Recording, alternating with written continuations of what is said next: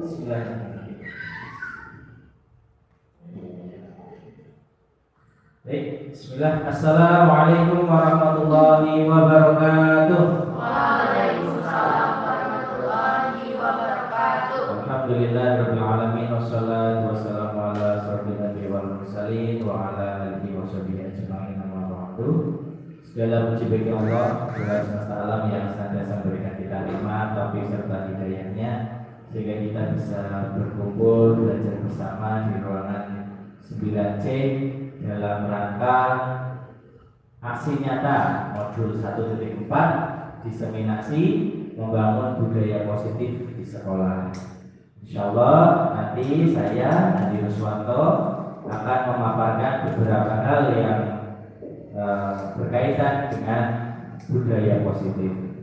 Shalawat dan salam senantiasa kita haturkan kepada Nabi kita Nabi Agung Muhammad Sallallahu Alaihi Wasallam, kepada seluruh sahabat dan para nabi yang senantiasa menegakkan kalimat Allah agar senantiasa tegak di muka bumi ini. Baik kakak-kakak sekalian dan Mr. dan Miss, hari ini kita akan bersama-sama belajar tentang budaya positif di sekolah. Ini bagi sebagian besar guru adalah istilah baru, ya. Mungkin bagi Mr. dan Miss juga istilah baru ya, budaya positif. Nah, apa itu budaya positif ya akan kita bahas pada sesi-sesi selanjutnya. Alur presentasinya insya Allah nanti akan berjalan sekitar 90 menit. Kemudian yang 10 menit awal ada perkenalan, yang tadi sudah membangun komitmen, kemudian mindfulness. Nanti 45 menit sesi saling menguatkan sekaligus pemaparan materi, menguatkan berbagi rasa, ya berbagi praktik baik, serta kita akan diskusi. Nah selanjutnya nanti ada tanya jawab dan terakhir nanti ada refleksi seperti itu. Oke, Mr. dan Miss, oke, untuk kesepakatan komitmen belajar kita yang pertama hadir seutuhnya, ya. Jadi nanti kita hadir seutuhnya, niatkan belajar, kemudian akan mengimplementasikan, mempraktekkan apapun yang sudah kita dapatkan di sini. Kemudian hargai waktu bersama sehingga nanti ketika ada yang mau bertanya silakan angkat tangan, buatlah catatan, ya. Kemudian teman-teman bisa aktif, ya, terlibat dalam forum ini. Dan marilah kita tenangkan hati, pikiran, arahkan semua perhatian untuk fokus belajar, hadirkan rasa ingin tahu, syukur dan welas asih. Ya. Jadi kita tenangkan hati kita, ya, pikiran kita, fokuskan belajar, ya, tentang materi budaya positif. Bisa dan Miss, saya punya 3 pertanyaan, ya. Boleh nanti dijawab iya atau bukan, ya. Apakah Anda setuju, ya? Boleh dijawab setuju atau tidak setuju, ya. Apakah, ya, Mr. dan Miss setuju dengan pernyataan ini? Yang pertama, hukuman dapat mendisiplinkan siswa. Setuju atau tidak? Setuju ya? Oke, nggak apa-apa, ini tidak ada jawaban benar salah. Ini mengungkapkan paradigma dulu, ya. Jadi hukuman dapat mendisiplinkan anak. Setuju? Setuju. Oke. Pemberian hukuman dengan hal positif seperti membaca atau membersihkan halaman sekolah dapat meningkatkan disiplin anak. Setuju apa tidak? Setuju. Setuju ya? Setuju. Biar halamannya tambah bersih, Ya. tambah rajin baca. Memberi penghargaan dapat meningkatkan motivasi belajar siswa. Setuju? Setuju. Oke, nah ini tinggal penghargaannya seperti apa, ya. Oke, mari kita bahas beberapa hal berikut ini, ya. Kita akan membahas tentang disiplin positif, ya, nilai-nilai kebijakan universal, teori motivasi, hukuman dan penghargaan, ada yang namanya restitusi, keyakinan kelas, ya, dan juga kebutuhan dasar manusia, ya, dan dunia kualitas. Ada restitusi itu nanti ada dua. Yang pertama kita membahas tentang 5 posisi kontrol, ya, dan segitiga restitusi seperti itu. Baik, kita akan membahas yang ini. Mari kita praktek bersama, ya, Mister dan Miss sekalian dan juga teman-teman yang ada di ruang ini. Ada A dan B, ya. Silakan sebelah-sebelahnya menjadi A dan B, ya. Kalau di sini perintahnya sobeklah secari kertas kecil, tapi boleh, ya, si A, ya, silakan yang bisa menjadi A katakan, ya, berpasangan. A katakan, oke. Oke. A, bayangkan sesuatu yang sangat berharga untuk Anda. Dibayangkan coba untuk Mister dan Miss, ya, teman-teman semuanya, dibayangkan apa yang paling berharga, ya, untuk teman-teman semuanya. Apakah mobilnya, rumahnya, atau keluarganya, atau emas, permata, ikan, berlian, atau apapun, ya, yang paling berharga, ya. Kemudian letakkan di salah satu tangan Anda dan genggam benda atau hal tersebut dengan segala daya. Coba digenggam yang kuat, ya, seperti contoh ilustrasi berikut ini, ya.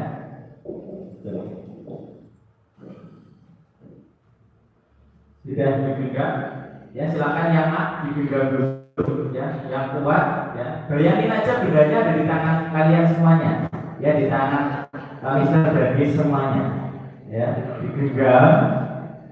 Terus teman satunya si B mencoba dengan sekuat tenaga dengan berbagai cara untuk meminta Anda memberikan benda tersebut. Bisa dengan membujuk, mengancam, ya, menghardik, ya, merayu, menyuap, atau apa saja yang dapat membuka kepala tangan Anda. Ya, boleh silakan. Yang B, ya, ya. Atau mungkin yang B mencoba membuka kepala tangannya si A. Oke, luar biasa, ya. Ya, boleh. Miss Dia sudah melakukan tadi, ya. Miss Dia menjadi A atau B? Oh, menjadi si A, ya. Si A itu berarti yang menggenggam tangannya, ya. Ya, boleh Miss Dia maju ke depan dan cerita apa yang akhirnya tadi terjadi ketika menggenggam, kemudian dipaksa atau berusaha direbut oleh temannya. Silakan pakai mic yang ada di mana.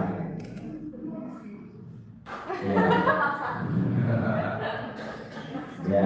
Ya, perasaan pribadi, ya. Boleh di depan, Miss Dia, ya. Ya. Benda apa yang tadi dibayangkan dan begitu berharga? Apa tadi? Yumna juga. Apa? Yang saya dengar adalah Sesuatu yang sangat berharga banget pastinya, ya. Pastinya.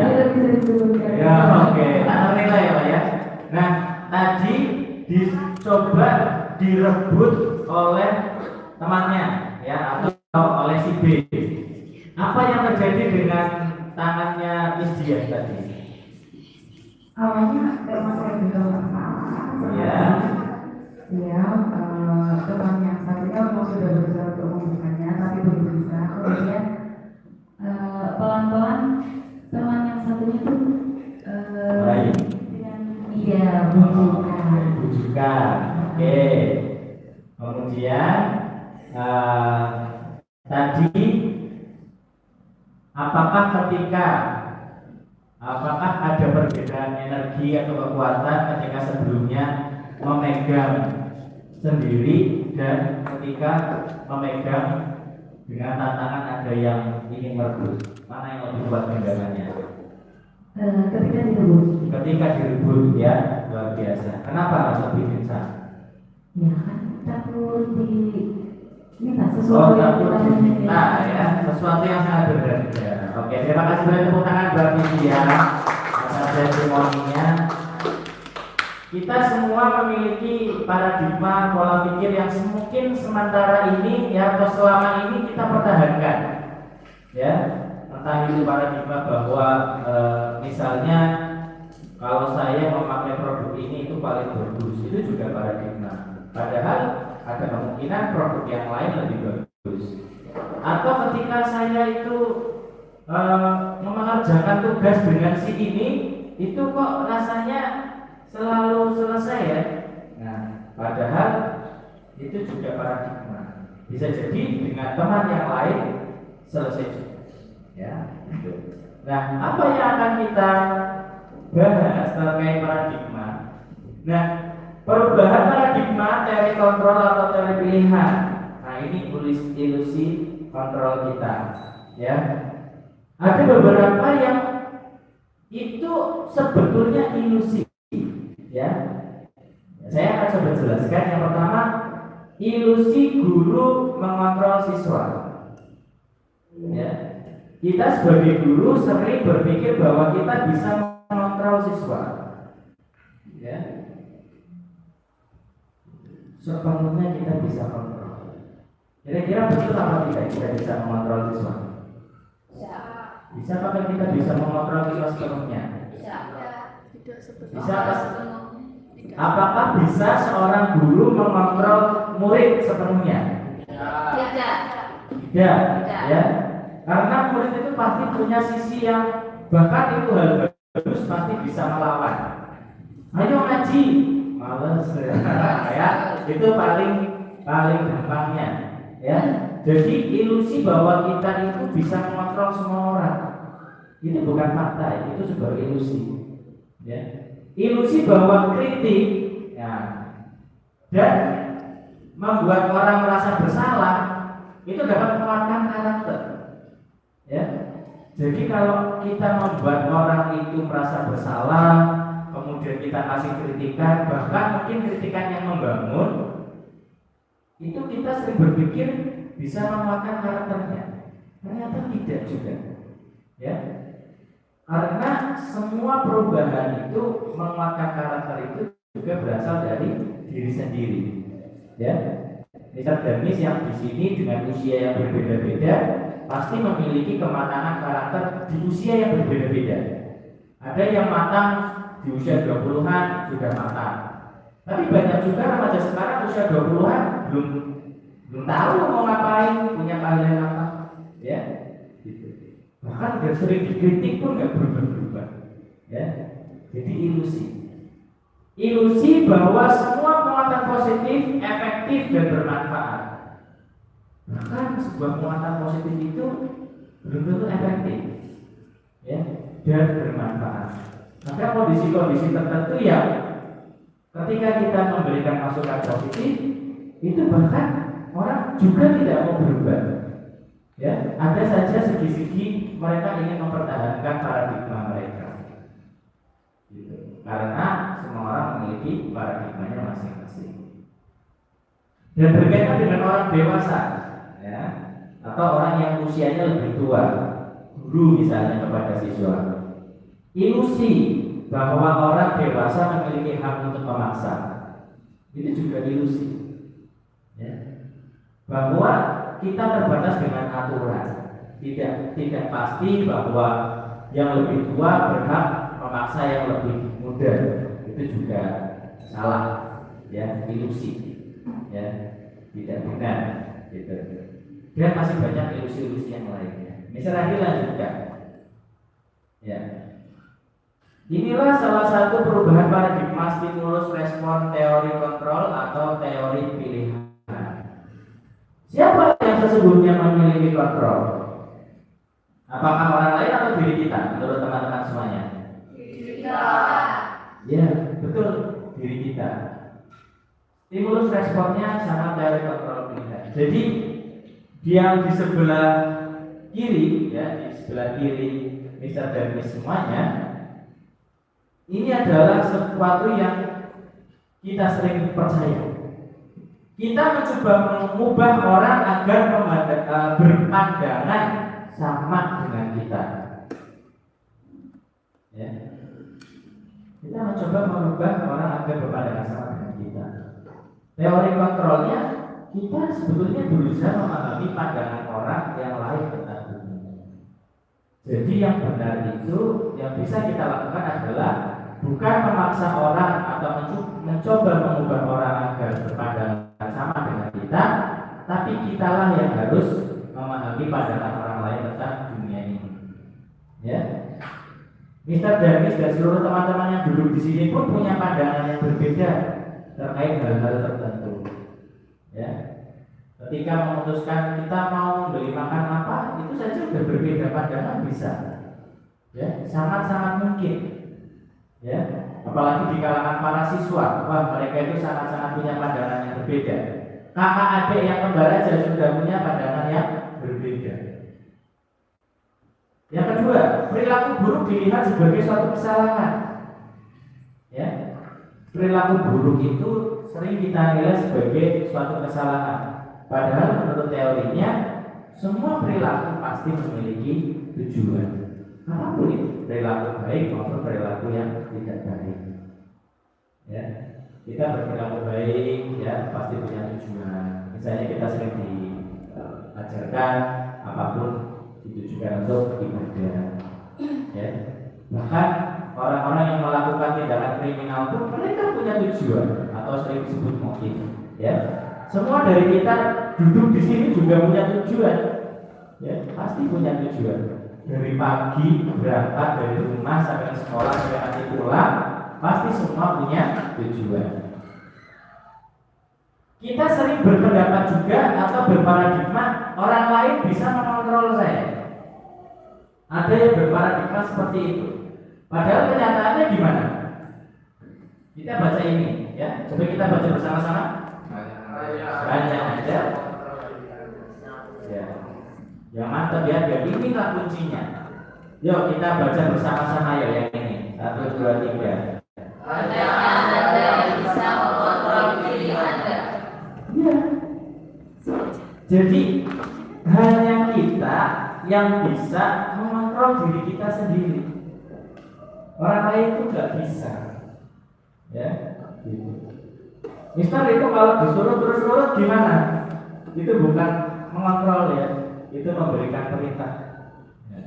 Kalau mengontrol itu berarti kita mengendalikan diri kita sepenuhnya. Yaitu pada diri kita. Kita lapar pun kita punya pilihan untuk makan dan tidak kan? Gitu. Jadi semua kontrol itu ada pada diri kita. Dan kita sering berpikir bisa mengontrol orang lain. Padahal kita tidak bisa mengontrol orang lain. Kalaupun ada aturan yang ditaati, itu bentuk dari kepatuhan. Ya, kita minta siswa kita, ayo lari 100 meter, terus mereka melakukan. Nah, itu bukan bentuk dari controlling, ya, tapi bentuk dari memberikan perintah kepada siswa kita. Kita sering melakukan pemaksaan pada saat bujukan kita gagal. Ya, kayak tadi pas rebutan mungkin ada yang bujuk awal-awal ya, terus gagal. Wah, gak dibuka-buka nih genggamannya. Ya, akhirnya melakukan paksaan. Ya, mungkin yang punya adik karena maksa adiknya ya dibujuk-bujuk nggak bisa. Ya. Atau adiknya yang ke kakaknya, ke kalian, ya. Atau Mr. Darmis pernah akhirnya harus memaksa ya muridnya untuk melakukan sesuatu, ya, karena dibujuk nggak mau. Ya. Padahal kolaborasi dan konsensus menciptakan pilihan-pilihan baru. Padahal banyak pilihan-pilihan baru yang bisa kita lakukan, begitu. model berpikir menang kalah, ya. Padahal semuanya menang dan menang. Nah, ini menarik nanti kita pelajari bersama. Ini yang disebut disiplin positif, ya. Jadi disiplin positif itu teori kontrol atau teori pilihan yang dicetuskan oleh Dr. William Glasser. Satu, Anda tidak bisa mengontrol orang lain, hanya Anda yang bisa mengontrol diri Anda sendiri. Semua perilaku memiliki tujuan. Model berpikir menang, ya, kolaborasi dan konsensus menciptakan pilihan baru yang tadi kita bahas. Realitas atau kebutuhan kita berbeda. Kita berusaha memahami pandangan orang lain tentang dunia, dan setiap orang memiliki gambaran yang berbeda. Ini dasar-dasar kemanusiaan, ya, dasar-dasar kemanusiaan. Bagi siswa ke siswa juga sama, ya. Seakrab apapun para siswa tidak bisa memaksa temannya untuk melakukan sesuatu, ya. Nah, apa itu disiplin? Nah, disiplin itu belajar kontrol diri dengan menggali potensi kita agar mencapai tujuan mulia, yaitu sesuatu menjadi seseorang yang kita inginkan berdasarkan nilai-nilai yang kita hargai. Nah, ada teori motivasi, ya, yang tadi saya sebutkan. Semua hal pasti memiliki tujuan. Teori motivasinya, ya, bisa jadi orang melakukan sesuatu itu untuk apa? Menghindari hukuman atau mendapat imbalan. Ya, siswa diminta guru melakukan ini, ya, motivasinya, teori motivasinya bisa jadi siswa itu ingin menghindar dari hukuman. Oh, takut dihukum sama Mister Andi. Atau yang kedua, ada siswa yang memiliki motivasi, nah, aku akan bikin video praktek bahasa Inggris yang keren supaya aku nilainya bagus. Itu juga motivasi, begitu. Nah, di sini nanti kita belajar tentang 5 posisi kontrol seorang guru. Ya, nanti Mister Bernis termasuk posisi yang mana? Ya, termasuk posisi yang mana? Apakah posisi yang berada di penghukum, ya, membuat rasa bersalah, sebagai teman, sebagai pemantau, atau sebagai manajer? Nah, dan kita juga bakal belajar tentang 5 kebutuhan dasar manusia, ya. Nanti Mr. Darwis setuju nggak dengan 5 ini atau kurang banget? Pertama, manusia memiliki kebutuhan dasar untuk bertahan hidup. Setuju? Makanya kita makan, minum, istirahat, ya, bekerja, mencari uang, ya, menafkahi keluarga kita, ya, supaya kita bisa bertahan hidup. Yang kedua ada penguasaan. Hakikatnya manusia memiliki kebutuhan dasar, yaitu ingin menguasai sesuatu. Pasti, ya. Misalnya memiliki kekuasaan terhadap anggota keluarganya. Suami ingin dihormati oleh istrinya, ayah ingin dihormati oleh anaknya, ibu juga ingin dipatuhi oleh anaknya, ya. Dan bahkan seorang guru ingin dipatuhi oleh seluruh siswanya, ya. Gak ada guru yang insya Allah masuk kelas, aku ngajarlah pada darat, terserah itu ya terserah, gitu, gak ada. Semua pasti ingin murid-muridnya melaksanakan apapun yang diinstruksikan, kan begitu, ya. Entah dalam pelajaran tahfidz, tahsin, mapel, semuanya. Yang selanjutnya ada kebutuhan kasih sayang dan rasa diterima. Setuju nggak ini? Setuju? Jadi kebutuhan kasih sayang ini kebutuhan dasar manusia. Ya, semua orang ingin disayangi. Ya, bahkan untuk orang yang sudah tua sekalipun, yang sudah bablas sepuh sekalipun, ketika dia itu dipeluk oleh cucunya yang masih kecil, disayangi, itu juga masih senang. Ya, bahkan mungkin ketika Mbak Kakung bilang I love you ke Mbak Putri, ya, senang juga ternyata. Ya, dan rasa diterima. Ya, rasa diterima itu wujud dari perasaan sosial. Ya, ketika misalnya Mr. dan Miss kumpul di mana diterima, itu kebutuhan loh. Ya, bayangin kita nongkrong di suatu tempat, kita datang yang nongkrong bubar, itu sakit hati loh. Ya, sakit hati itu. Ya, kita baru datang ternyata bubar. Ya, terus ada rasa kesenangan. Kita semuanya memiliki cara menyenangkan diri kita yang berbeda-beda. Di sini yang senang kalau piknik boleh angkat-angkat. Wah, pilihnya piknik ya. Oke. Di sini adakah yang kesenangannya itu diwujudkan dengan makan makanan favorit? Ada? Oke, makan kalau udah makan. Nah, ada juga kesenangan ini diwujudkan dengan materi, ya. Pokoknya manusia itu butuh aja rasa senang gitu.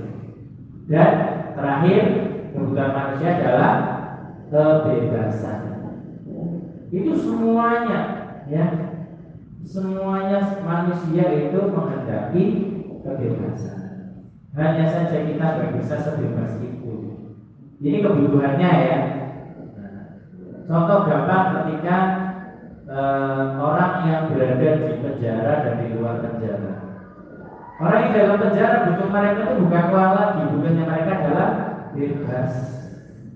Ya, teman-teman ya, Mr. dan Miss yang ada di sini yang sudah mendapatkan kebebasan, segeralah bersyukur.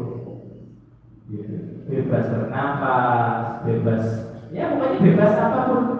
Bahkan anak-anak itu ya, walaupun dia masih di bawah umur ya, masih balita, dia menuntut kebebasan. Boleh main apa aja, boleh banting apa aja. Ya, teman-teman juga punya nilai-nilai kebebasan masing-masing. Begitu ya. Nah, nanti ada segitiga restitusi. Dan hari ini kita juga akan membahas tentang keyakinan kelas. Baik. Pada judul saya sebutkan tentang disiplin positif. Apa itu disiplin? Nah, disiplin itu sering kalau dulu saya mengartikan dengan apa? Patuh gitu ya. Mengikuti aturan, rapi semuanya ya. Ternyata makna disiplin itu berasal dari bahasa Latin yang disiplina, yang artinya belajar. Ya, belajar. Makna asal dari kata ini berkonotasi dengan disiplin diri dari murid-murid Socrates dan Plato. Ya. Sehingga teman-teman yang sudah merasa disiplin harusnya berdampak ke yang nomor 2. Disiplin diri membuat orang menggali potensinya menuju sebuah tujuan apa yang dia hargai. Jadi orang yang disiplin itu bukan orang yang selalu pakaian rapi dan bukan kalau menurut Nabi bahasanya, tapi orang yang menggali potensinya. Namun dalam budaya kita, nah ini kontradiktifnya. Makna kata disiplin telah berubah menjadi sesuatu yang dilakukan seseorang pada orang lain untuk mendapatkan kepatuhan. Dan ini sudah menjadi definisi yang sangat lama, ya, definisi yang berkembang bertahun-tahun. Wong disiplin kayak nek manut, ya. Orang disiplin itu kalau tunduk dan patuh. Padahal kecenderungan umum adalah menghubungkan kata disiplin dengan ketidaknyamanan. Ya. Ketika kita minta ayo sudah disiplin, langsung kepikir aduh nanti harus gini harus ini, kan? Nyaman nggak? Nggak nyaman. Ya, jadinya kedisiplinan itu menjadi sesuatu yang tidak menyenangkan bagi murid. Menjadi kata-kata yang menakutkan, gitu. Kata-kata yang aduh nanti aku jadi disiplin gimana ya? Padahal disiplin itu juga bagus. Ya. dengan ketidaknyamanan, bukan dengan apa yang kita hargai atau pencapaian. Ya. Nah, membahas sedikit tentang nilai-nilai kebijakan universal. Mister dan Miss semuanya, nilai-nilai kebijakan atau kebajikan, ya, nilai-nilai kebajikan universal sekarang kita bahas. Nilai-nilai kebajikan adalah sifat-sifat positif manusia yang merupakan tujuan mulia yang ingin dicapai setiap individu. Ya, nilai-nilai tersebut bersifat universal dan lintas bahasa, suku, bangsa, agama maupun latar belakang. Ya, ini. Jadi nanti kita akan membahas tentang nilai-nilai kebajikan universal. Nah, sekarang kita akan membahas tentang teori motivasi perilaku manusia. Nanti Mr. Janis coba terangkan motivasinya yang mana selama ini beraktivitas. Pertama ada motivasi eksternal, ya. Motivasi apa? Eksternal, ya. Motivasi eksternal itu datangnya dari luar, ya, untuk menghindari ketidaknyamanan atau hukuman. Ini umumnya. Pertanyaannya, apa yang akan terjadi apabila saya tidak melakukannya? Nah, ini untuk para siswa biasanya seperti itu akhirnya. Aduh, nanti kalau aku nggak kerjain gimana ya? Jadi yang dipikir adalah kalau saya tidak mengerjakan, ya, itu masih motivasi eksternal. Jadi orang melakukan sesuatu itu masih yang nanti kalau aku nggak kerjain gimana ya? Kalau tidak mengerjakan, ya. Terus yang kedua, ya, menghindari hukuman. Yang kedua adalah yang pertama untuk menghindari ketidaknyamanan atau hukuman. Yang kedua motivasi perilaku manusia untuk mendapatkan imbalan dari orang lain atau institusi. Kalau saya melaksanakan ini, saya dapat apa? Nah itu, ya, itu juga termasuk motivasi. Yang pertama, kalau saya nggak melakukan, saya diapain? Yang kedua, kalau saya melakukan, saya dapat apa? Ya, para siswa ke orang tuanya misalnya. Tapi kalau aku nggak ngerjain PR gimana? Ya uang jajannya potong, misalnya. Terus kalau aku ngerjain PR, aku dapat apa? Nah, itu masih eksternal semua, ya. Termasuk motivasi kita mengajar itu juga penting untuk ditajamkan lagi. Mau ngapain sih kita?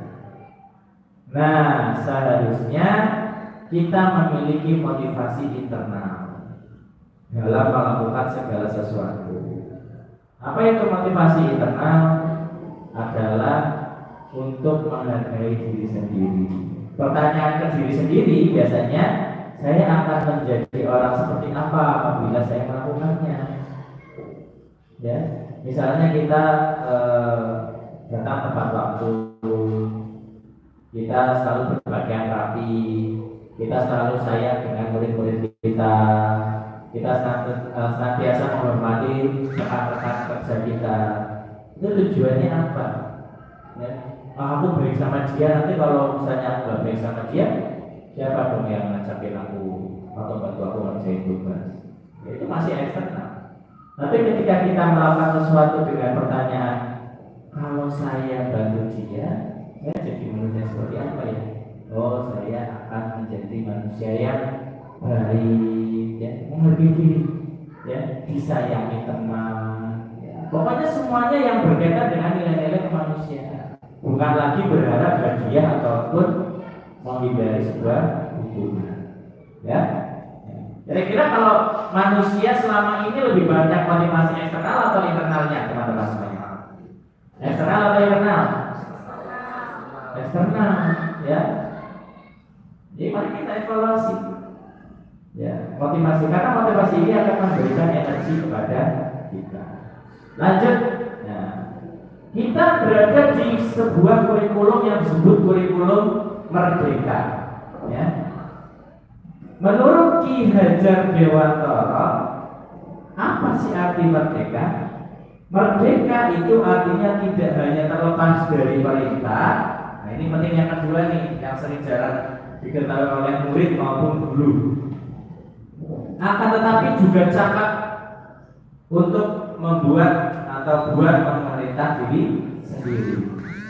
Jadi namanya orang sudah merdeka itu bukan hanya terlepas dari perintah-perintah, ya, tapi juga bisa memerintah diri sendiri. Artinya ketika maaf nih ada sampah gak usah diperintah, dia bisa memerintah diri sendiri untuk ngambil masukin tempat sampah. Udah merdeka orang itu.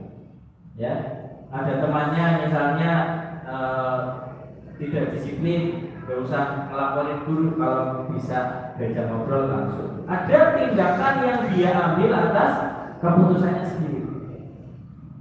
Sebagai seorang guru kita juga seperti itu.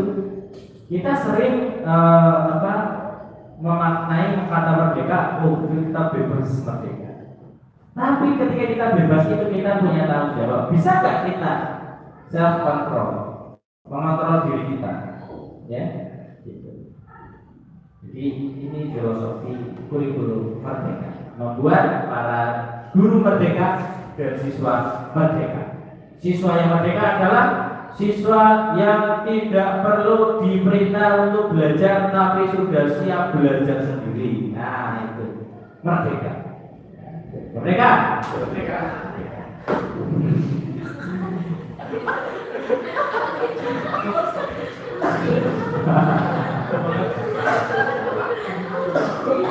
Nah teman-teman semuanya, Nisa dan semuanya, ya, kita sering dihukum oleh penghargaan. Oh ini menarik nih. Tadi kan di awal mengatakan bahwa penghargaan bisa mendisiplinkan siswa. Ternyata saudara-saudara, kita ya itu bisa dihukum oleh penghargaan siswa kita dan diri kita sendiri. Contoh, bahwa penghargaan berlaku sama dengan hukuman dalam arti meminta atau membujuk seseorang melakukan sesuatu untuk memenuhi suatu tujuan tertentu dari orang yang diminta atau membujuk. Dorongannya eksternal. Nih, satu, ketika kita itu memberikan penghargaan pada orang, kalau kita nggak hati-hati, nanti dukungan atau motivasi dia jadinya eksternal, ya. Dan akan ada faktor ketergantungan. Beberapa dampak dari pemberian penghargaan ini, ya, menurut Al-Fiqh, ya, 1993, pengaruh jangka pendek dan jangka panjang. Penghargaan menghukum. Penghargaan itu misalnya seorang guru datang ke kelas, siapa yang bisa menjawab pertanyaannya akan diberikan coklat. Siswa yang awalnya ingin menjawab pertanyaan karena ingin menguji dirinya sendiri, ingin betul-betul belajar, karena terlalu sering gurunya memberikan coklat, memberikan apa, setiap kali masuk kelas dan ada kuis. Hati-hati, ya, penghargaan tersebut bisa merubah motivasi siswa. Nanti yang biasa jawab, oke, hari ini kita mau ada soal kuis, tapi gak ada hadiahnya. Wah, itulah, ya, setiap kita datang selalu ada hadiah kok. Hari ini enggak ada. Ya, lah, dia. Terus penghargaan mengurangi ketepatan, ya, dan penghargaan tidak efektif. Nah, dihukum oleh penghargaan. Penghargaan menurunkan kualitas, ya. Jadi para siswa yang sering dipuji-puji jangan senang, ya. Selalu merasa tidak puas, ya, bahwa apa yang kalian capai walaupun sudah bagus itu juga bisa bermanfaat bagi orang lain. Dan terus, ya, ada bahkan yang mengatakan good is not enough, atau bahkan ada yang mengatakan the best is not enough. Best is not good enough katanya, ya.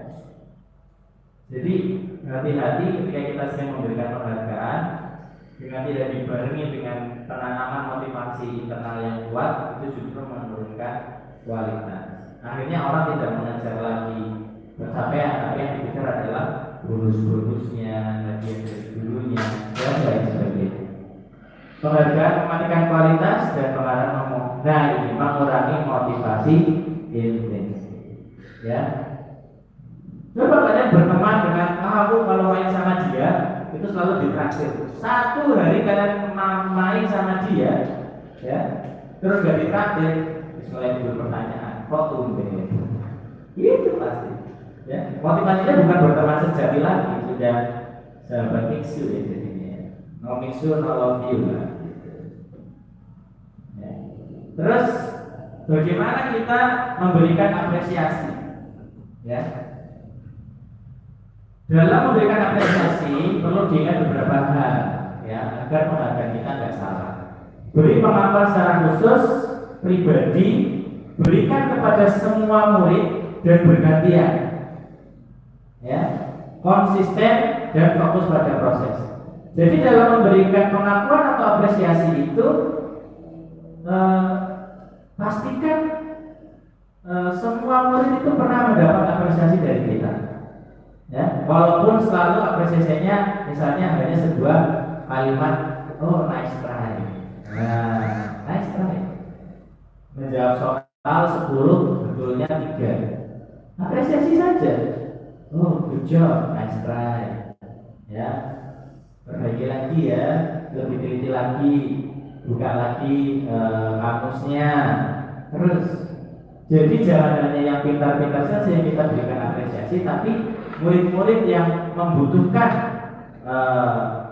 dorongan ataupun motivasi untuk belajar juga perlu kita apresiasi atas segala usaha yang sudah dilakukan.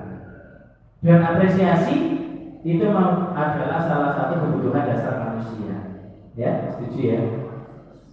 Kebutuhan dasar itu. Orang melakukan sesuatu pasti ingin dihargai. Ya, coba para miss sekalian masak, ya. Sudah masak capek-capek, ya, 1,5 jam di dapur, ya, masak buat suaminya misalnya atau buat keluarganya, suaminya masak mie instan, sudah jadi gulai kambing apa segala macam, suaminya masak mie, nah itu, atau beli makan di luar, itu sakit banget, ya. Jadi fokus pada proses. Jadi kita sebagai guru itu harus fokus pada proses bukan hasil. Seperti apa murid-murid kita bertumbuh ini yang penting, ya.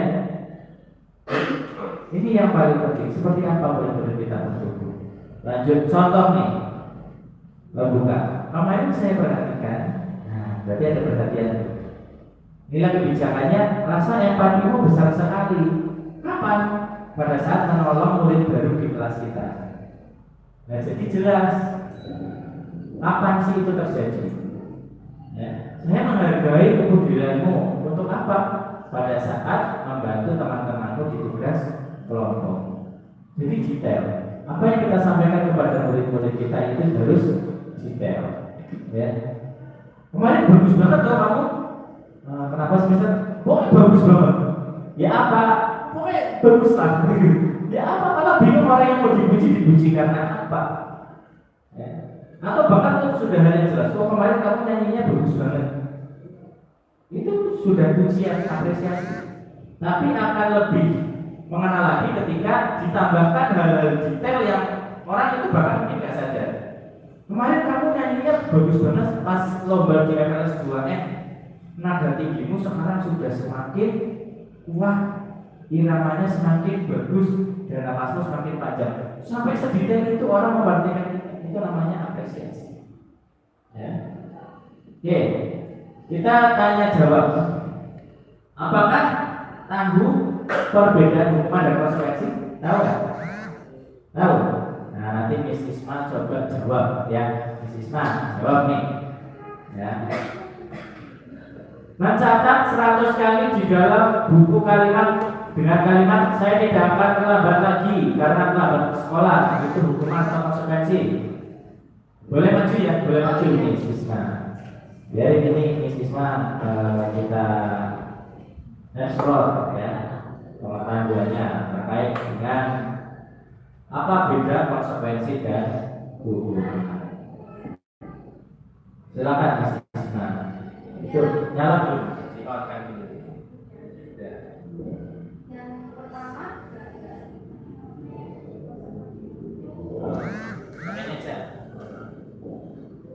Mas aja ya, saya aja nggak apa-apa.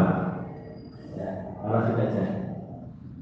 Mencatat 100 kali di dalam buku dengan kalimat saya tidak akan terlambat lagi karena terlambat sekolah. Hukuman atau konsekuensi?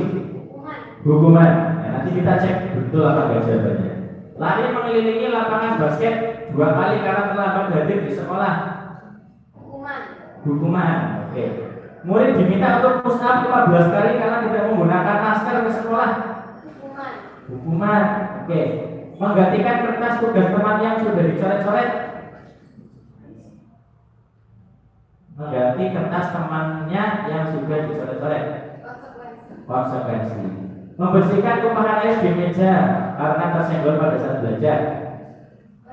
Konsekuensi. Murid disuruh untuk tidak mengenakan sepatu seharian di sekolah karena tidak mengenakan sepatu hitam. Hukuman. Lari mengelilingi lapangan basket 2 kali karena terlambat 10 menit untuk pelajaran PJOK. Ini terasa ini. Ini hukuman atau konsekuensi ini terasa? Masa ini hukuman atau konsekuensi? Disuruh lari mengelilingi lapangan 2 kali. Konsekuensi. Ya, menurut Miss Isma? Hukuman. Makanya masih tepuk tangan untuk Miss Isma. Kita cek kunci jawabannya ya. Kita cek ya. Nah, ini dia. Mencatat 100 kali itu termasuk hukuman. Lari hukuman. Ya, lari mengelilingi lapangan basket. Kita nggak akan pernah memberikan hukuman ini ya. Sementara ini kita tidak akan pernah memberikan hukuman anak-anak untuk lari mengelilingi lapangan basket. Ya. Kemudian diminta untuk push up ya. Push up 15 kali juga termasuk hukuman. Mengganti kertas tugas temannya yang dicoret-coret itu konsekuensi. Membersihkan tumpahan air yang tersenggol itu juga konsekuensi. Murid disuruh untuk tidak mengenakan sepatu hitam dan mengenakan sepatu karena nggak hitam itu hukuman ternyata. Ya, tadi Mr. Oza dan Miss Isma memiliki 2 pandangan yang berbeda terkait dengan lari mengelilingi lapangan basket. Ya, ini termasuk konsekuensi. Nah, kita akan bahas apa sih bedanya hukuman dengan konsekuensi. Ya, kita akan minta Mr. Dodo boleh memberikan pendapatnya. Mr. Dodo maju ke depan. Sebelum ini kan sudah ada kunci jawabannya ya, atau materi. Boleh Mr. Dodo memberikan pandangan Mr. Dodo bedanya hukuman dan konsekuensi. Silakan Mr. Dodo.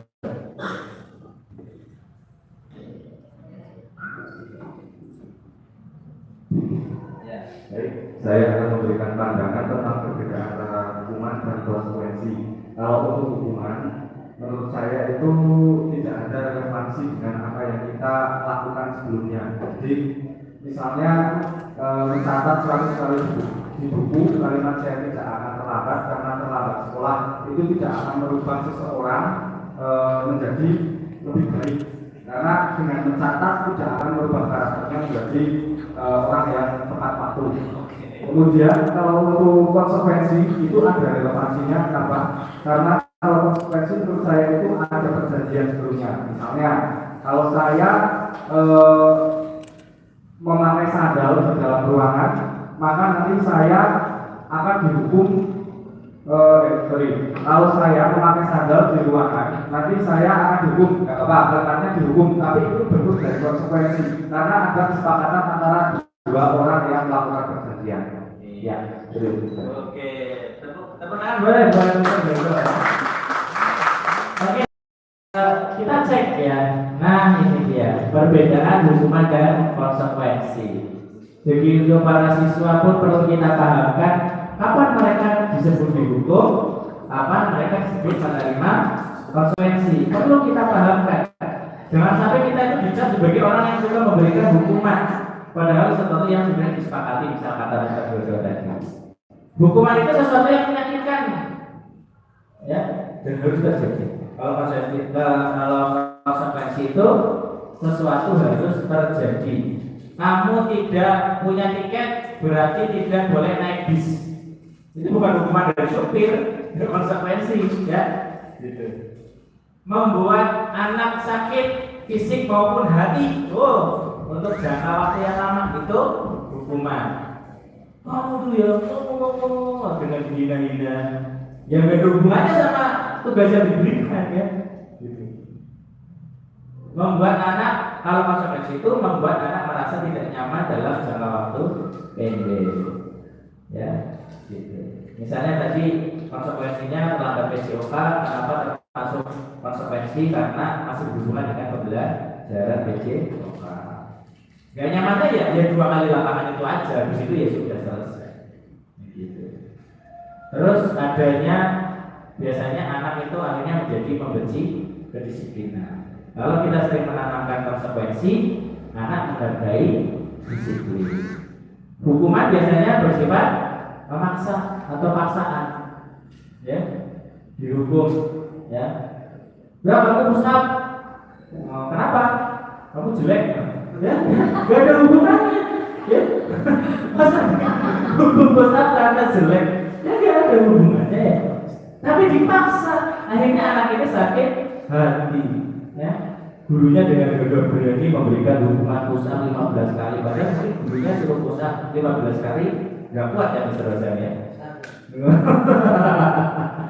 Ya artinya itu pasti ada yang dipaksa lah hukuman itu. Kalau konsekuensi ada stimulus dan tanggapan. Ya, misalnya di kelas tadi ada aturan tidak boleh memakai sepatu ke dalam kelas, itu juga suatu aturan. Konsekuensinya kalau ada yang memakai sepatu di dalam kelas maka mengepel kelas sampai bersih, itu masih hubungan. Pelanggarannya adalah mengotori ruangan, konsekuensinya membersihkan. Itu ya benar ya, masih nyambung gitu.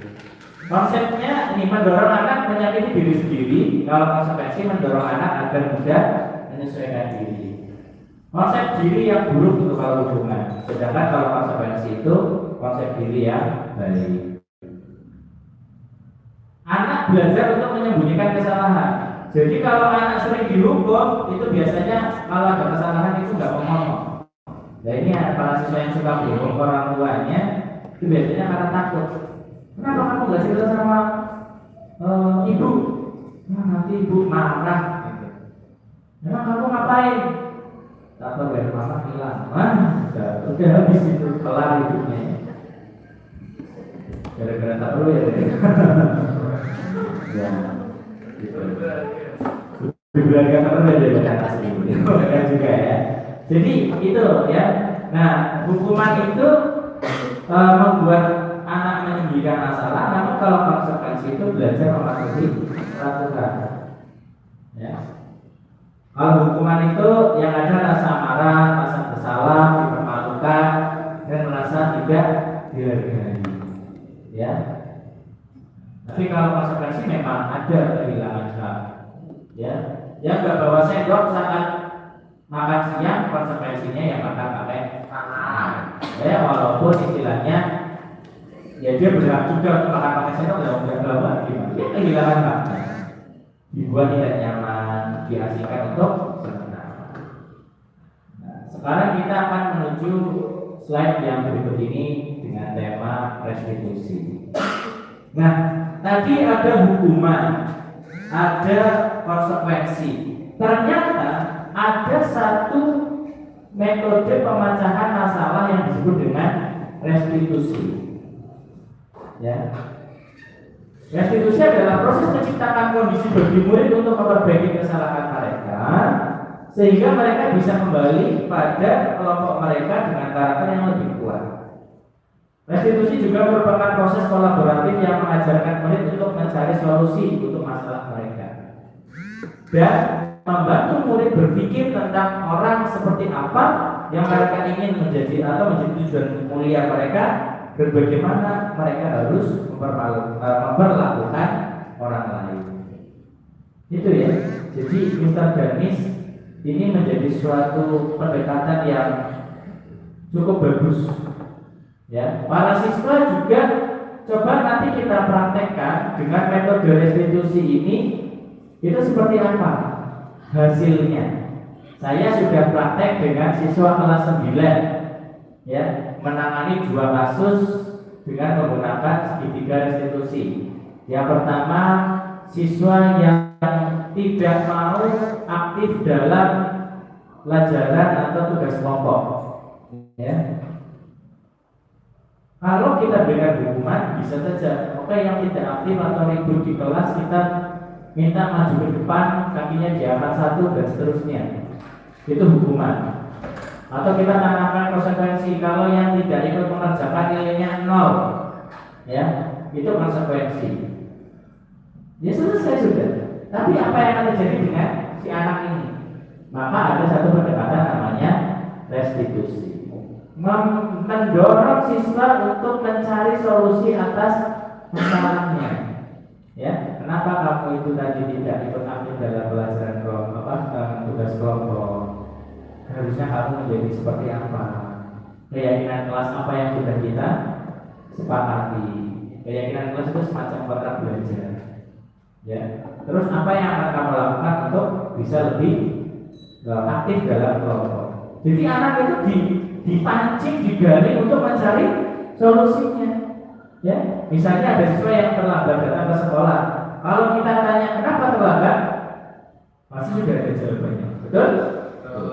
Tapi kalau kita tanya gimana ya biar kamu besok gak terlambat lagi, nah dia akan mikirkan solusinya. Begitu, kurang lebih gitu. Termasuk bisa gratis nanti kepada keluarganya. Ya, ketika anak bersalah atau apa, dia tanya gimana ya biar kamu besok kamarnya lebih rapi. Jadi jangan kenapa kamarmu berantakan. Ya pasti mereka sudah siapkan. Tadi aku pas bangun langsung ini kok kamar mandi terus aku lupa. Ya, pokoknya cari alasan ya yang menjadikan kejadian itu benar, padahal tidak boleh. Ya, ya kita cek.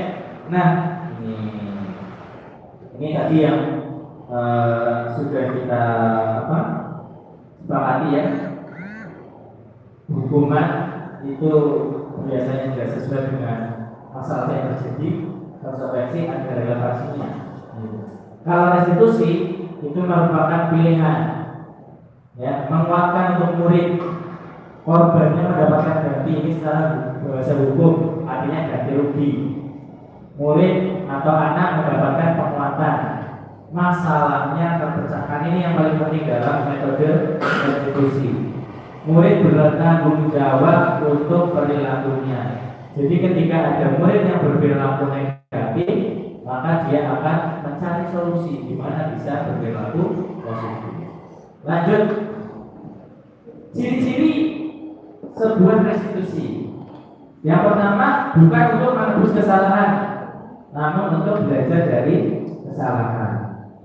Ya, kamu misalnya ditanya, kenapa kamu tadi sampai dilaporkan temanmu bahwa kamu tidak mau ikut pelajaran kelompok, nggak mau aktif? Oh karena ini mister. Nah, menurutmu apa yang kamu pelajari dari hal tadi, dari kesalahanmu tadi? Nah, mereka akan belajar setiap peristiwa, ya, ini bagi guru dan siswa. Setiap peristiwa yang terjadi dalam hidup kita harus ada pembelajaran yang kita dapatkan. Ya, tidak boleh kita asal-asalan peristiwa terlewat begitu saja. Ya, tidak boleh. Memperbaiki hubungan. Dari zaman dulu ketika siswa itu masuk ke ruang BP atau ruang BK, itu hawanya sudah mengerikan. Nuansanya tuh mau diapain aja gitu ya. Pokoknya semua anak yang berdosa itu masuknya ruangan BP itu kalau zaman dulu. Karena di sana itu kebanyakan paradigmanya pasti selesai gitu. Padahal itu bisa jadi masalahnya selesai, tapi hubungannya antara si guru dengan murid tidak baik-baik saja akhirnya. Gitu. Ada tawaran, bukan paksaan.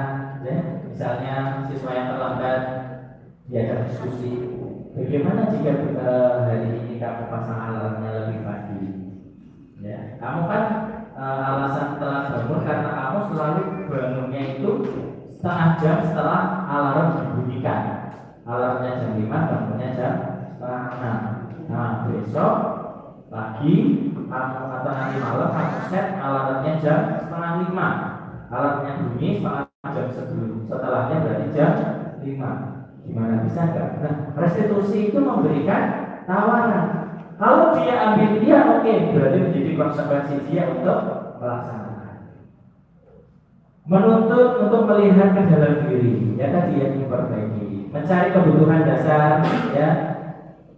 Restitusi diri adalah cara yang paling baik.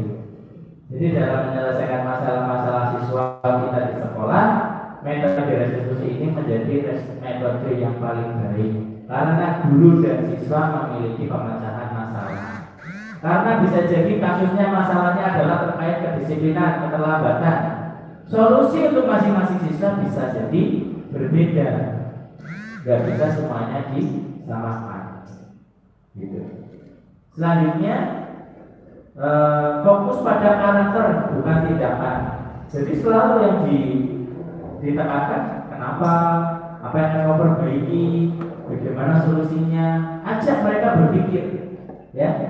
Kemudian fokus pada solusinya apa. Dan yang paling penting mengembalikan murid yang bersalah pada kelompoknya. Maksudnya ketika ada murid yang bersalah itu tidak lantas kita tidak ketika dia kembali ke komunitasnya dia ditolak, itu nggak boleh, ya. Gimana restitusi ini membuat siswa tetap diterima di lingkungannya, itu yang paling penting, ya. Nah, ada yang namanya keyakinan kelas, ya, Mister dan Miss sekalian. Keyakinan kelas ini hampir mirip dengan peraturan. Ya, makanya muncul pertanyaan, mengapa tidak peraturan saja? Mengapa harus keyakinan kelas?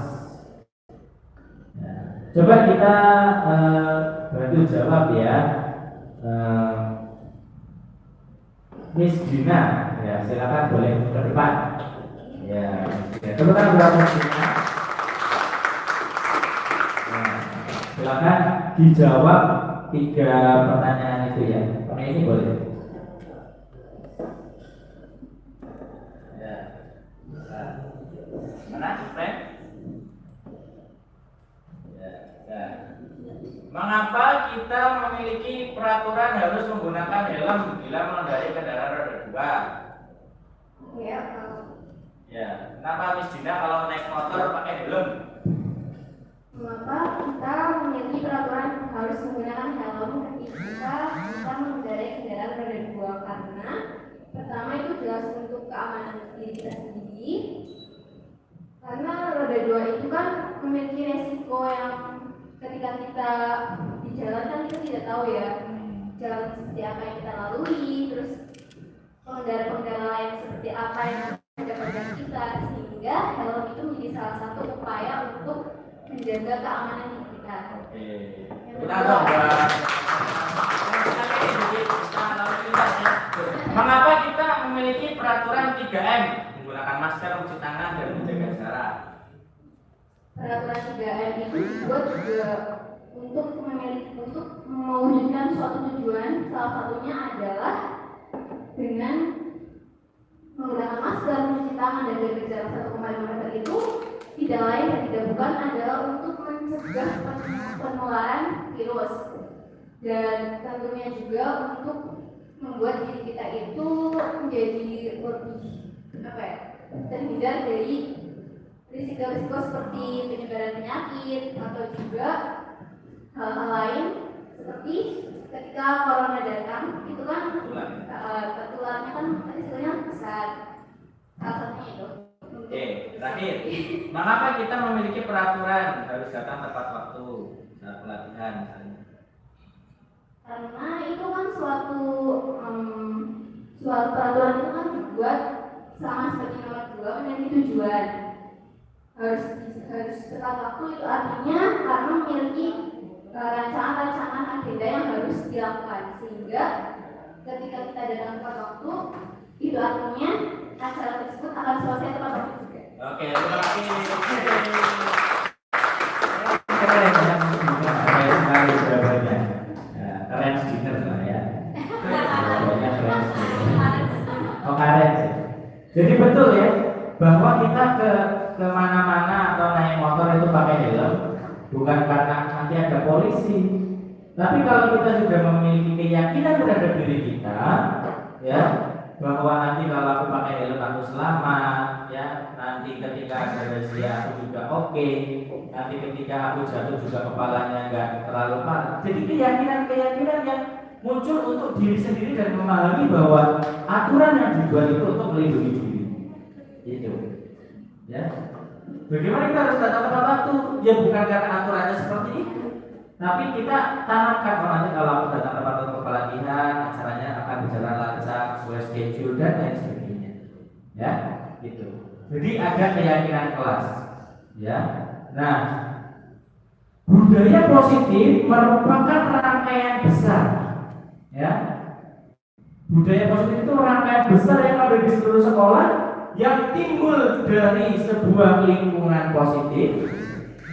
Lingkungan positif diwujudkan melalui keyakinan kelas dan keyakinan kelas dilaksanakan melalui peraturan kelas. Ini yang paling penting. Jadi agar bisa muncul budaya positif di sekolah kita, ya, itu kita harus memiliki lingkungan positif, ya. Nah, keyakinan kelas itu misalnya, oke, keyakinan kelas kita apa? Keyakinan kelas kita siswa yang baik adalah siswa yang selalu membuang sampah pada tempatnya. Nah, udah itu menjadi keyakinan bersama di kelas itu. Sehingga kalau ada siswa yang membuang sampah sembarangan, maka dia sudah melanggar keyakinan kelas. Kalau mengerjakan tugas itu gimana sih? Oh, kalau mengerjakan tugas itu harus tepat waktu, harus tuntas. Ya, itu keyakinan kelasnya. Maka ketika ada yang tidak tepat waktu, tidak tuntas, maka sudah melanggar keyakinan kelas. Jadi peraturan-peraturan kelas ini adalah wujud dari keyakinan kelas yang disepakati. Ya, nanti para wali kelas coba membuat atau para guru mapel bahkan diperbolehkan membuat keyakinan kelas. Keyakinan kelas kita adalah mandiri. Nah, berarti kalau mandiri kalau mandiri berarti harus apa? Nah, itu keyakinan. Next. Oke. Kita lewati dulu. Ini ya. Contoh keyakinan kelas itu nilai-nilainya. Keyakinan kelas itu bahwa semua siswa harus bertanggung jawab. Maka peraturannya selalu kembalikan buku ke tempatnya. Itu kita meyakini bahwa kita harus bertanggung jawab. Ya, dilarang mengganggu orang lain, tapi kita percaya kita harus menghormati orang lain. Jadi berangkat dulu dari keyakinan yang kita miliki, maka kalau dikasih aturan kayak apapun juga akan menerima. Hadir di sekolah 15 menit sebelum pembelajaran dimulai, itu menghormati orang lain. Siapa? Gurunya. Ya, berkomitmen. Dilarang melakukan kekerasan atau tadi harus memakai helm. Nah, berarti untuk keselamatan. Dengan memakai helm kita juga menghormati orang lain. Ya. Dilarang menggunakan narkoba. Ya bukan karena ada intel, bukan karena ada polisi, tapi karena kesehatan. Ya, cukup jelas ya keyakinan kelas ya. Jadi sikap apa yang kita yakini sebagai kesepakatan atau keyakinan kelas kita. Ya, ini tadi kebutuhan dasar manusia, ada kasih sayang, ada diterima, penguasaan, bertahan hidup, kesenangan. Yang sudah ada sejak lahir itu bertahan hidup. Ya, makanya ketika bayi baru lahir,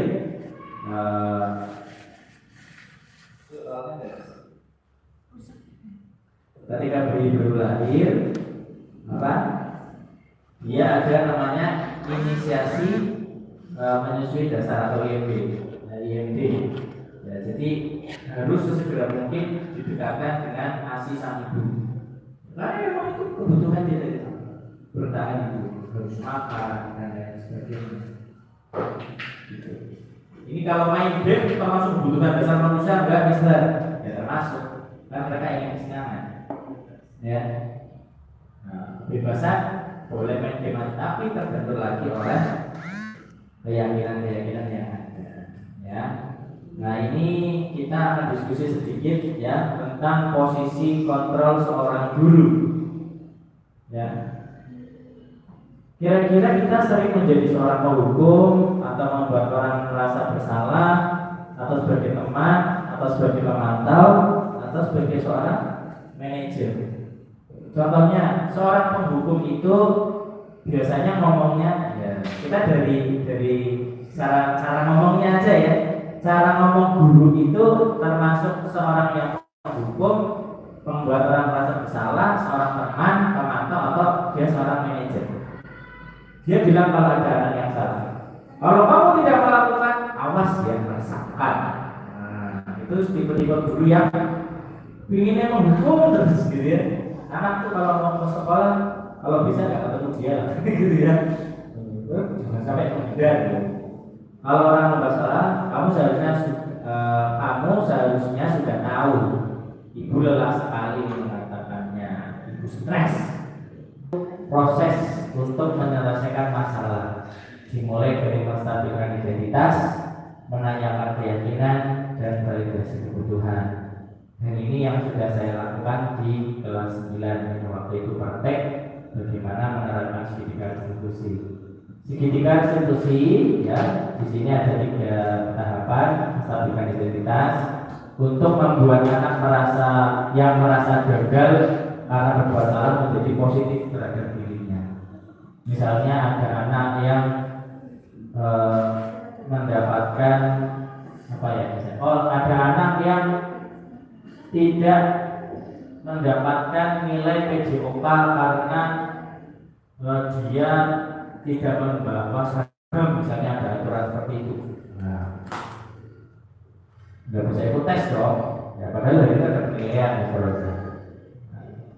biasanya gimana kalau yang nggak bawa baju tapi ada penilaian gitu, harus lari padahal dia pakai rok. Ya. Nggak ada penilaian. Tetap lari tapi pakai rok ya, luar biasa.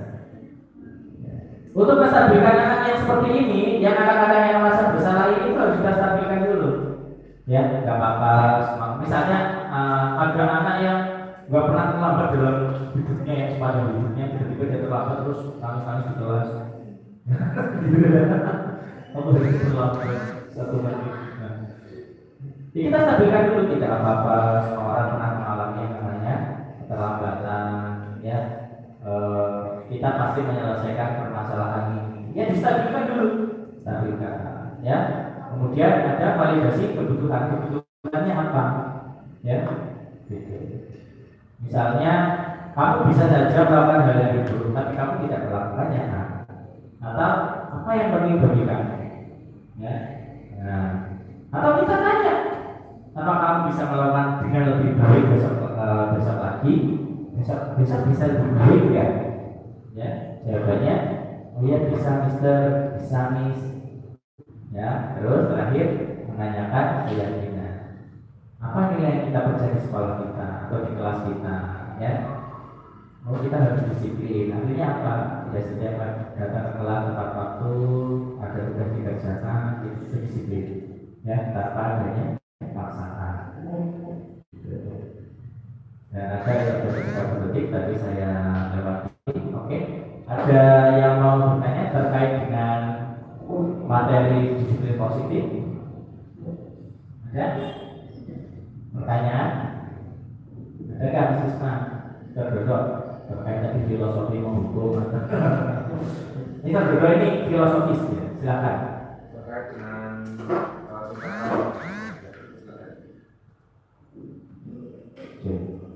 ya, terima kasih Pak Adi. Saya ingin menanyakan tentang tingkatan tadi sebelum keyakinan itu aturan. Ya, aturan keyakinan kemudian naik menjadi yang ini. oh ya. Oke, pasti ini. Ya, lingkungan positif dan budaya positif. Ya. Nah, saya ada sedikit pertanyaan. Kalau untuk di contoh kasusnya saja di sekolah kita, itu kan bukan berarti tidak ada peraturan, tapi sudah ada peraturan. Contohnya karena saya kemarin kan di bagian satgas, Contohnya untuk hal-hal simpel seperti itu sadar, kemudian untuk manajemen barang diri sendiri, bagaimana agar tidak tertinggal dan lain sebagainya. Itu apakah masih kurang atau tidak kalau di sekolah kita? Apakah peraturan itu hanya sekedar sebuah wacana saja? Karena saya belum lihat itu menjadi sebuah keyakinan. Jadi kata masih perlu diingatkan. Terima kasih. Apakah peraturan hanya sesuatu yang ditulis saja atau apa yang salah, ya kan? Apa yang salah sebetulnya dengan peraturan yang ada di sekolah kita, tapi ada guru atau bahkan siswa yang belum bisa melaksanakan dengan baik. Kurang lebih pertanyaan seperti itu ya. Nah, peraturan ini syaratnya dilaksanakan, ya, syaratnya dilaksanakan. Bagaimana caranya agar dilaksanakan? Timbul suatu keyakinan. Seperti tadi Miss Dina, kenapa Miss Dina pakai helm? Ya, karena dia sudah yakin bahwa aturan pakai helm untuk keselamatannya. Ya, sama ketika sekolah membuat aturan kepada siswa, misalnya setelah menggunakan sandal dimasukkan lagi ke raknya, tapi ternyata masih ada yang tidak melaksanakan. Masalahnya adalah keyakinannya si siswa belum muncul apa sih manfaat dari dia itu taat aturan ini. Gitu. Ketika siswa sudah dijelaskan atau sudah tahu bahwa dia meletakkan sandal sesuai tempatnya, nanti hasilnya adalah tempatnya rapi, barang-barangnya aman, lingkungannya bersih, itu pasti terlaksana. Dan ketika semua siswa ataupun masyarakat sekolah sudah memiliki keyakinan yang sama, muncullah lingkungan yang positif tadi. Tidak ada lagi barang-barang tertinggal, ya. Dan lingkungan yang positif ini jika sudah berjalan terus, maka tercipta sebuah budaya. Begitu saudara. Jadi kurang, dan ini umum terjadi bahwa orang menganggap suatu peraturan itu hanya untuk mengatur saja. Mereka tidak meyakini sebetulnya kenapa saya diatur seperti itu. Itu yang susah. Makanya kenapa masih banyak orang yang naik motor nggak pakai helm. Karena mereka nggak meyakini bahwa helm itu untuk keselamatan. Helm itu ya untuk karena ke polisi saja gitu. Ya. Kenapa siswa nggak belajar tiap hari? Ya karena banyak siswa yang masih beranggapan belajar untuk ulangan. Nah itu. Gitu. Maka yang baik apa? Muncul keyakinan bahwa belajar itu untuk untuk diri sendiri, mengembangkan diri sendiri, menerapkan ilmu pengetahuan, sehingga nggak disuruh pun pasti belajar. Itu ya kurang lebih ya. Semoga terjawab ya, terdengar ya. Sehingga kita sama-sama mengajak ya seluruh warga sekolah, masyarakat sekolah di SMP Islam Tunas Bangsa untuk membangun sebuah budaya positif dimulai dari nilai-nilai positif yang ada gitu. Lingkungan positifnya, keyakinan kelasnya kita lakukan. Nah, wali kelas ini bertanggung jawab ketika ngobrol bangun keyakinan kelasnya. Kenapa cewek-cewek harus pakai jilbab? Karena ada Misma. Ya nanti kalau siswa nggak berangkat gimana? Kenapa cewek-cewek harus pakai ciput? Biar Miss Leslie senang. Itu kayak gitu. Ya kayak gitu. Ya. Tapi ada nilai-nilai bahwa aku pakai jilbab agar Allah itu tertutup sama dunia akhirat. Mau ada bisnisma, mau nggak ada ya mereka akan pakai. Ya. Sama keyakinan para cewek-cewek tentang kosmetik. Aku pakai ini pasti aku wajahnya glowing. Wih yakin banget. Gak usah diatur, dia jalan sendiri. Kapan harus pakai, berapa dosisnya, kan gitu ya saya. Karena sudah yakin, kalau sampai satu malam dia nggak pakai itu, wah bahaya. Itu menjadi keyakinan sebenarnya. Jadi ketika anak sudah yakin bahwa ketika dia tidak rapi tentang sadar, maka dia akan menjadi orang yang tidak rapi dan merugikan orang lain. Sadarnya hilang segala macam. Begitu, ya. Terima kasih atas kesempatan dan waktu yang diberikan kepada saya untuk mendiseminasi pengetahuan ataupun materi yang saya dapatkan di pendidikan guru penggerak angkatan 7 ini terkait dengan membangun budaya positif di sekolah. Semoga bermanfaat untuk kita semuanya. Pesan dari saya, teruslah bertanya, teruslah belajar, dan teruslah bermanfaat. Tepuk tangan untuk kita semuanya. Kita akhiri dulu dengan hamdalah bersama-sama. Alhamdulillahirrahmanirrahim. Kurang lebihnya mohon dimaafkan. Wassalamualaikum warahmatullahi wabarakatuh. Waalaikumsalam warahmatullahi wabarakatuh. Terima kasih, tetap jaga kesehatan.